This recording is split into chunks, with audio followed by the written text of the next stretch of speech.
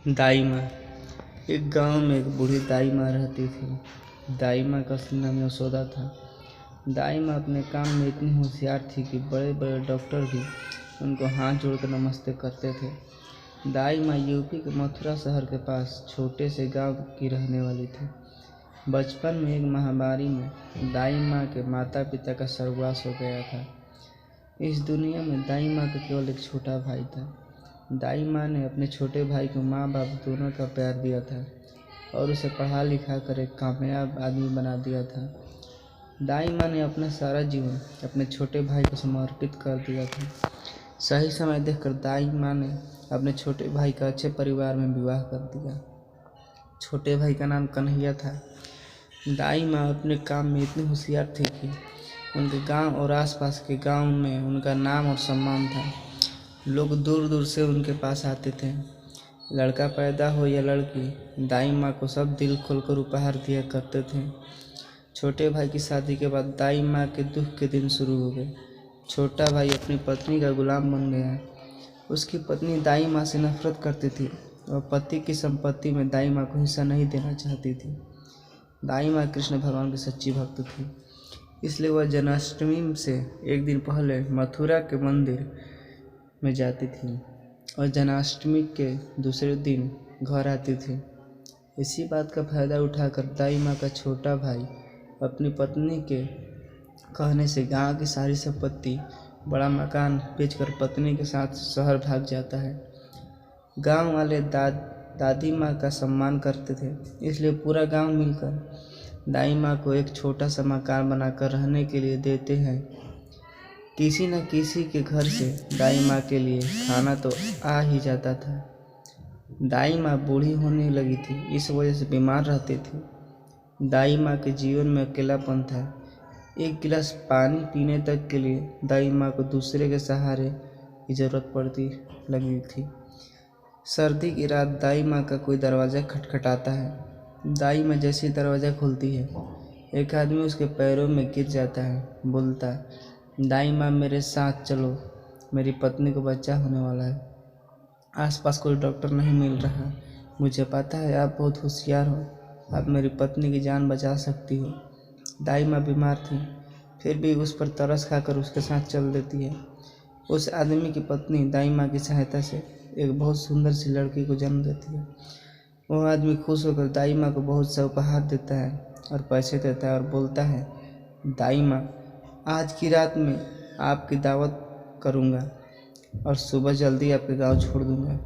उसी रात उस आदमी के आंगन के कोने में एक कुतिया सुंदर बच्चे को जन्म देती है। उन बच्चों में एक बच्चा बहुत सुंदर था, बिल्कुल काले रंग का। दाई माँ को कुत्ते का बच्चा पसंद आ जाता है। उस आदमी से बोलकर उस कुत्ते के बच्चे को पालने के लिए अपने घर ले जाती है। उस कुत्ते के बच्चे का नाम भीम रखती है। देखते देखते भीम कुत्ता बड़ा हो जाता है। पूरे गांव और आसपास के इलाके में भीम कुत्ते जैसा मजबूत हट्टा कट्टा कुत्ता नहीं था। गांव के लोग भी भीम कुत्ते को प्यार करने लगे, क्योंकि भीम कुत्ता गांव की गाय भैंसों को चुगने ले जाता था और शाम को इकट्ठा करके उनके घर लाता था। गांव में भीम कुत्ते की वजह से कोई चोर भी घुसने की हिम्मत नहीं करता था। किसी खूंखार जंगली जानवर को भी भीम गांव में घुसने नहीं देता था। भीम कुत्ते की वजह से दाई माँ के जीवन का अकेलापन दूर हो गया था। दिवाली का त्यौहार था। दाई माँ के मन में शहर घूमने और शहर से कुछ सामान लाने का विचार आता है। दाई माँ और भीम कुत्ता जैसे ही शहर पहुँचते हैं, शहर में एक स्थान को पुलिस और सेना ने घेर रखा था, क्योंकि कुछ आतंकवादियों ने एक बस के यात्रियों को बंदी बना रखा था।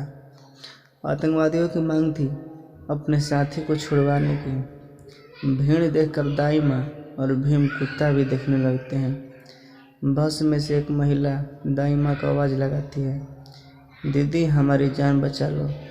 फिर एक आदमी दूसरी खिड़की से निकलकर आवाज़ लगाता है, मेरी प्यारी बहन, मेरी और मेरी पत्नी की जान खतरे में है, हमें बचा लो। और तेज तेज रोने लगता है। भीम कुत्ता यह सब देख रहा था। वह समझ जाता है यह कोई दाई माँ का प्यार करने वाला है और हमारा ही सगा संबंधी है। इसलिए भीम कुत्ता बिना सोचे समझे उन आतंकवादियों पर हमला कर देता है। भीम कुत्ता चतुर, निडर और ताकतवर था। वह उस आतंकवादी पर हमला करता है जिससे ड्राइवर को बंदी बना रखा था। फिर दूसरे आतंकवादियों को धराशायी कर देता है। 2 आतंकवादियों को मौका देकर पुलिस और सेना पकड़ लेती है और सारे आतंकवादी पकड़े जाते हैं। बस को मुक्त करा लेते हैं। बस के अंदर जो औरत और आदमी थी वह दाई माँ का छोटा भाई और उसकी पत्नी थी। छोटा भाई और उसकी पत्नी दाई माँ के पैर पकड़ लेते हैं और माफ़ी मांगते हैं। दाई माँ उनको माफ़ कर देती है। जनता, पुलिस के बड़े अफसर और सेना भीम कुत्ते की बहादुरी से बहुत खुश हो जाते हैं। उसको सरकार की तरफ से उपहार दिलवाते हैं। जनता, मीडिया, पुलिस और सेना की सिफारिश पर भीम कुत्ते को पुलिस में सरकारी नौकरी मिल जाती है। दाई माँ अपने इष्ट देव कृष्ण भगवान को धन्यवाद बोलती है। भीम कुत्ते को जब महीने में तनख्वाह मिलती थी तो वह अपनी दाई माँ को साथ लेकर जाता था। दाई माँ की धोती पकड़कर पुलिस के बड़े अफसरों के सामने कर देता था। पुलिस के अफसर समझ गए थे भीम कुत्ता अपनी तनख्वाह दाई माँ के हाथ में रखना चाहता है। दाई माँ समझदार और बुद्धिमान थी। भीम कुत्ते की तनख्वाह से पैसे बचाकर वो पहले गाय खरीदती है और फिर दूसरी। धीरे धीरे उनके पास बहुत सी गाय हो जाती है। दाई माँ गाय का दूध बेचने का धंधा शुरू कर देती है। दूध का धंधा इतना बढ़ जाता है कि उनका डेयरी फार्म बन जाता है। जो भी पैसा आता था दाई माँ उसमें से आधा गरीबों को खाना खिलाने में, लड़कियों की शादी में और अनाथ आश्रम में दान, वृद्धाश्रम आदि जगहों पर दान कर देती थी। दाई माँ ऐसे ही धर्म पुण्य के काम करती थी।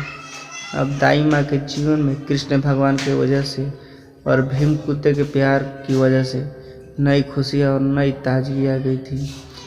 अगर ये कहानी आपको अच्छी लगी तो वीडियो को लाइक करें, चैनल को सब्सक्राइब करें।